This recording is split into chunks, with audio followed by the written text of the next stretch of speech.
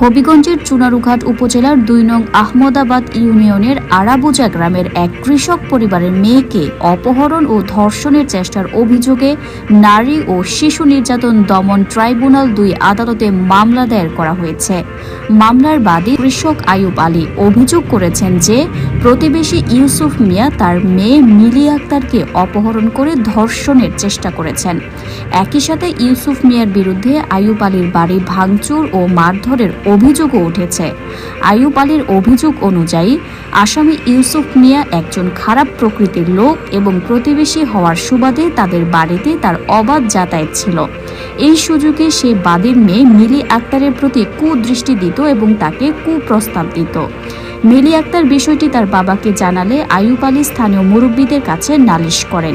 এতে ইউসুফ মিয়া ক্ষিপ্ত হয়ে তার দলবল নিয়ে আইয়ুব আলীর বাড়িতে দেশীয় অস্ত্র নিয়ে হামলা চালায়, মারধর করে এবং বাড়িঘর ভাঙচুর করে। গত ৪ মে ২০২৫ রবিবার সকালে আইয়ুব আলী বাড়িতে না থাকায় মিলি আক্তার উঠানে কাজ করছিলেন। এই সুযোগে অভিযুক্ত ইউসুফ মিয়া তাকে একা পেয়ে ঝাপটে পড়ে, ওড়না দিয়ে মুখ বেঁধে জোরপূর্বক নিজের ঘরে তুলে নিয়ে যায়।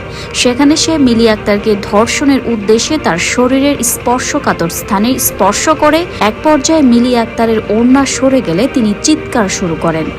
আমাদের বাড়িতে কেউ আসছিল না, আমি ওখানে হাত করতেছি কি বলি আমার পাশ দিয়ে পিছন দিয়ে আমাদের মুখের মধ্যে উন্না বাইন্দে মুখে তুলে তার গরম নিয়ে গেছিল। তার গরমে আমার সাথে বুঝে বৃষ্টির মধ্যে 10 হারাত করে 10 হচ্ছে আমার সাথে।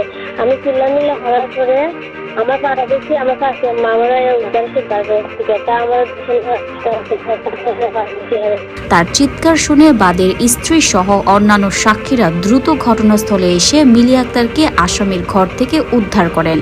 আইয়ুব আলী বাড়িতে ফিরে এসে মেয়ের কাছ থেকে পুরো ঘটনা জানতে পারেন।